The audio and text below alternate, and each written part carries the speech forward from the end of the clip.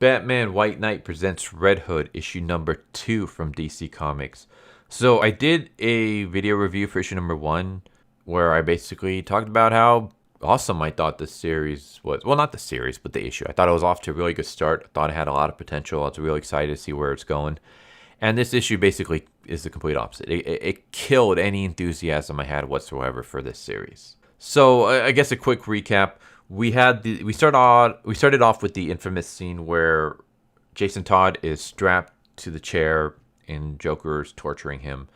But rather than beating him to death, Jason ends up confessing or admitting who Batman is. He ends up revealing Batman's secret identity, that he's actually Bruce Wayne. And Joker decides to let Jason Todd go because he's like, you betraying your father figure, betraying the man who took you in and raised you and is your hero. The fact that you betrayed him to his worst enemy is going to hurt you more than anything I could ever do to you. Like, you're going to have to live with that guilt for the rest of your life. And so because of that, Jason ends up not becoming the Robin anymore. He kind of becomes a drunkard.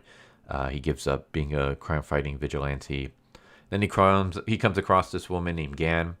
And Gan is a self-proclaimed Robin. She dresses up like Robin. She tries to, help out her city without the help of Batman. She comes across Jason, discovers that he was a previous Robin, and begs him to train her. And the issue ends with him agreeing. And I was like, cool. Like, this is a really interesting take on Jason Todd. I mean, usually he's a lone wolf, but now he's actually taking in a protege. And we could get this really nice relationship between the two of them. And by relationship, I just mean like we get this teacher-student relationship. Here's someone who, can help change Jason Todd's worldview, and he can help change hers. Like, they can grow together as people. And then you just kind of toss that all away in this issue. This issue, he trains her for literally one page. We have one splash page, just like a montage of different trainings and him eating sandwiches with her.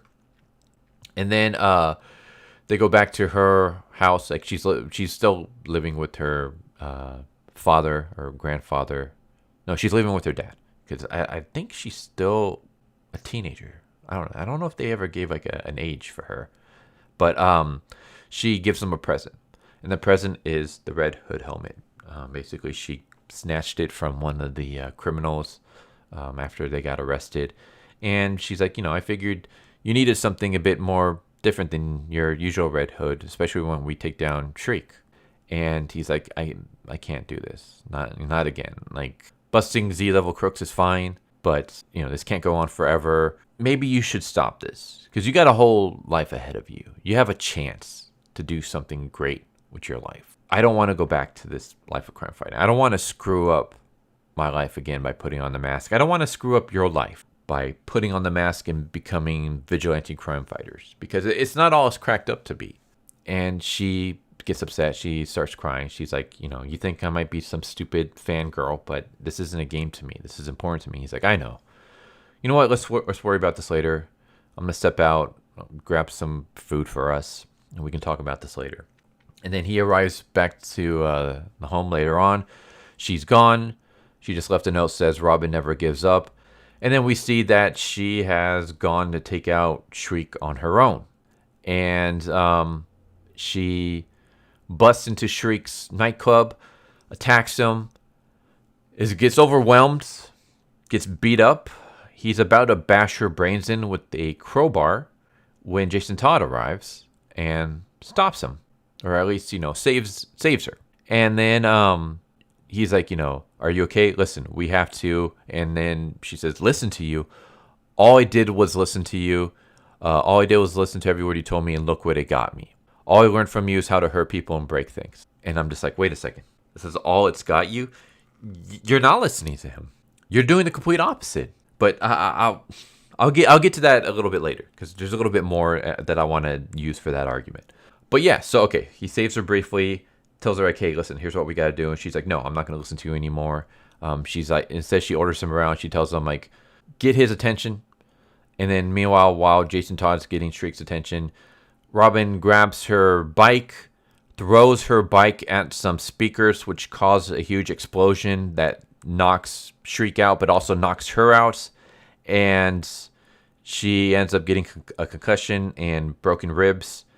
Then we cut to the present day where he goes and he visits her. I don't know how many years later, but I think she's an adult now. And he apologizes. He says, all I did was I dragged you down into my problems. I'm so sorry. I don't deserve it, but can you forgive me? And then she says, I had broken ribs and concussion. I was in the hospital for a week. I was really angry at you. The whole neighborhood came to rally behind me, and they showed me love and support. And it made me think about you, about Robin, a kid in mask trying to change, the world with fists and luck. There has to be a better way. So I learned that instead of using a clenched fist, it was stronger to use an open hand. So she starts volunteering and stuff like that. And she basically blames him for all her problems, but then she forgives him. And I'm just like, wait a second. This is bullshit. Sorry my language, but this is bullshit. First off, you didn't listen to him. You did the complete opposite of everything he told you to do. You blame him like all you did was you tried to teach me to use violence to solve my problems. It's like, no. In the very first issue, he literally said, I'm not going to train you. Don't go fighting crime. There's other ways you can help out your community without becoming a crime fighter, without having to become Robin. He literally told you this in the first issue. The whole, I discovered an open hand is better than a closed fist. He literally said that there's other ways for you to go help your neighborhood rather than fighting crime. You didn't discover this on your own. He literally told you about this. You're the one that went to him and badgered him until he decided to help you out. And then you ignored everything that he taught you. He told you weren't ready to take on Shriek. Multiple times he says you're not ready. I'll train you if you want, but you're not ready at this point in time. So what do? As soon as he steps out, you go and you rush in to fight Shriek on your own. And then, you getting injured, you're the one who took the bicycle and threw it at the speakers that caused the explosion. It'd be one thing if Jason Todd was, fighting Shriek and somehow he screwed up. He's been out of the crime fighting for too long, that he's rusty, and he did something.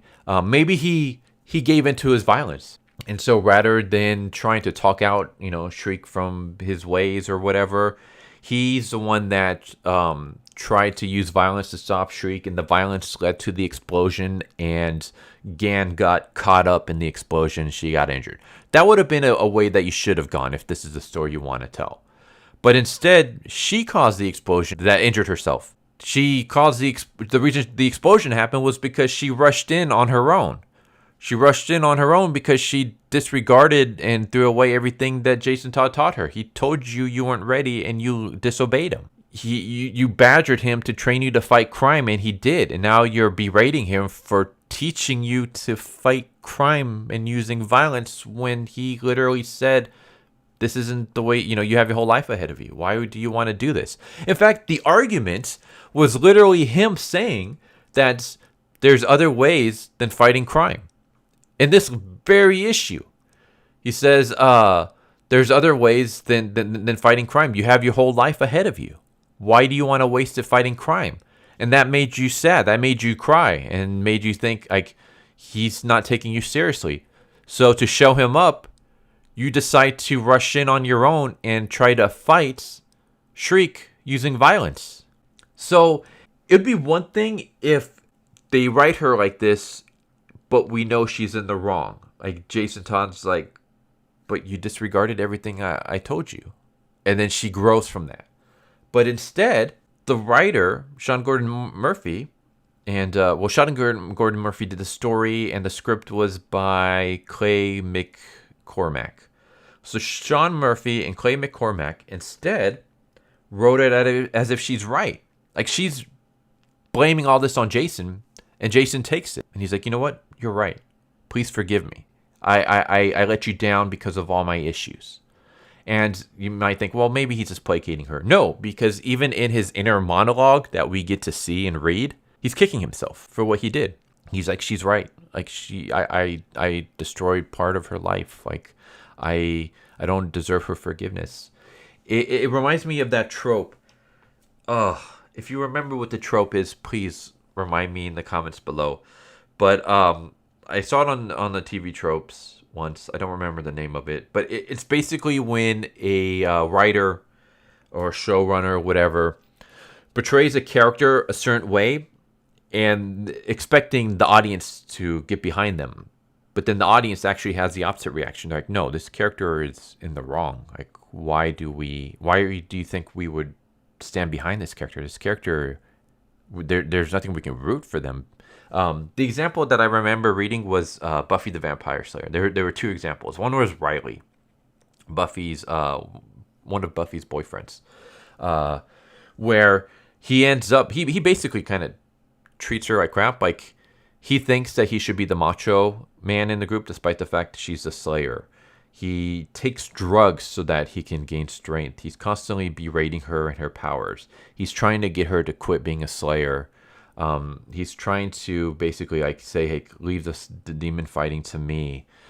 He ends up basically cheating on her by going to a vamp house and getting suck jobs from vampires. And when she finds out, she's upset with him. She breaks up with him. And Riley basically says, he gives her an ultimatum. Like, the military wants me, meet me at this location. If you don't show up by this certain time, I'm going to leave. So basically, do things my way or I'm going to break up with you. And then Xander comes in and basically talks her up and says how great of a guy Xander is. And he's one in a million and he's going to be the one that you're going to regret. And the writers expected that the audience would get behind Xander and that they would actually, like Riley and stuff like that. And it turns out that they didn't. That they realized that no, like, he's a terrible boyfriend. And they were really surprised by that. The other example was season 6, the Buffy Spike relationship, where people assume that, the writers assumed that people would get behind Buffy in the relationship, despite the fact that she physically and verbally abuses Spike. Like, they have like a violent domestic relationship, but it's mostly all on her. She's the one that's constantly perpetrating the violence. And people assume that, the writers assumed that people would side with her. But they were surprised that no, everyone actually sided with Spike, and they thought that Buffy was terrible. Like, she was terrible in that relationship. And so what they tried to do to get people on her side was they had the infamous bathroom scene in Seeing Red. That's what this reminds me of. This reminds me of, like, the writers are trying to do everything to portray Gan as if she's in the right and Jason Todd is in the wrong. But I have the exact opposite interpretation. Jason Todd's in the right. Jason Todd didn't do anything wrong. Jason Todd didn't want to train you at first. You badgered him into training you. You wanted him to train you to fight crime. You didn't want him to train you to become like helping your community a different way. You literally said, help me fight crime.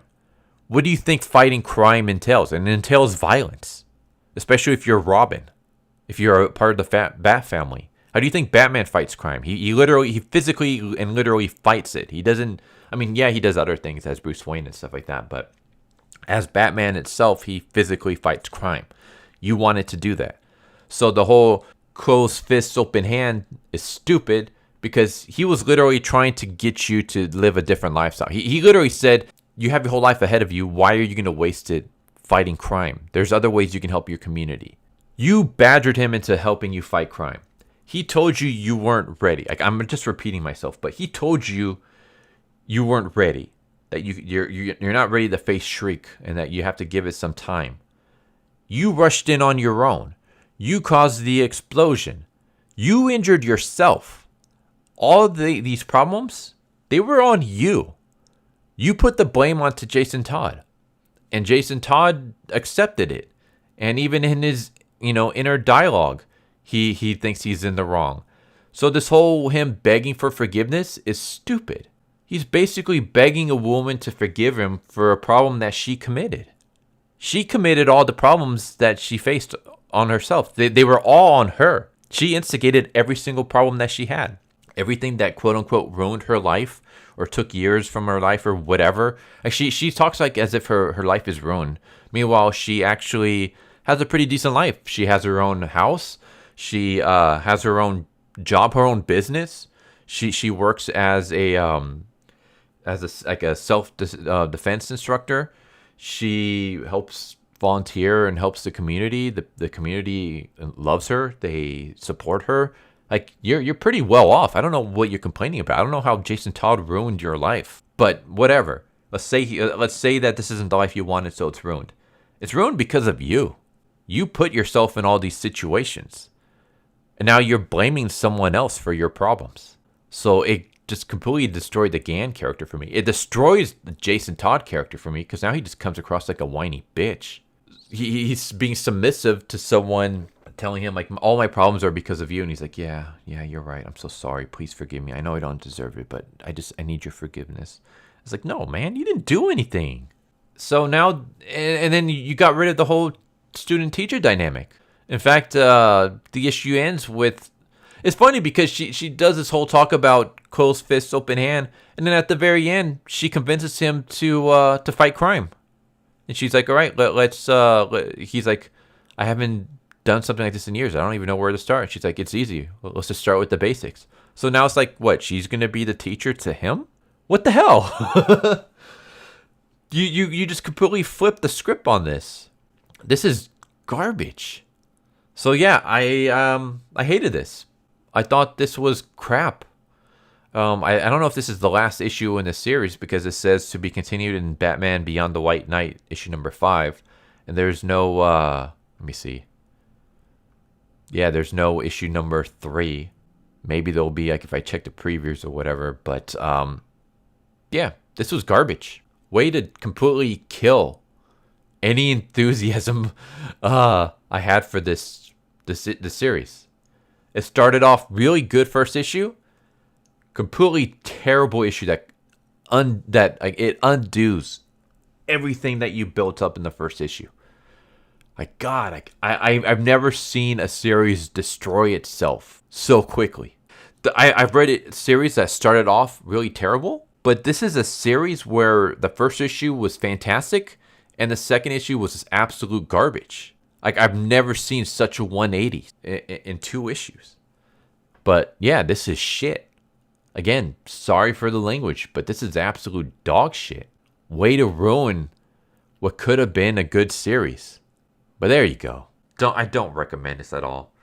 And in fact, if you were on the fence about, getting into the series, don't. I know I said I recommended the first issue, but this issue just undoes that. If I knew this is what the series was going, I would not have bothered checking it out. I would not recommend the first issue at all now because of this. This is kind of like The Last of Us with me, where I really enjoyed the first one, but then the second one just completely destroys my love of the franchise. Like it undoes everything so badly that I can't even pick up the first one again. I can't enjoy it knowing where it's gonna lead. It's like Game of Thrones, where like the ending is just so shit that you can't start the series again because you know where it's gonna go. That's how bad this is. This is just terrible. There you go. I want to hear your thought. Do you agree? Do you disagree? Yeah. There you go. Batman White Knight presents Red Hood issue number 2. This terrible. Thumbs down. Hope you enjoyed the video. Hope to see you next time. Take care. Later. So what'd you guys think of that video? Hope you guys enjoyed. If you guys haven't already, please subscribe, hit that bell for a notification, leave a like if you enjoyed the video. And if you didn't enjoy the video, thank you for watching it this far, and I hope the next video is more to your liking. Feel free to check out the playlist that you guys see, and I hope to see you guys next time. Later.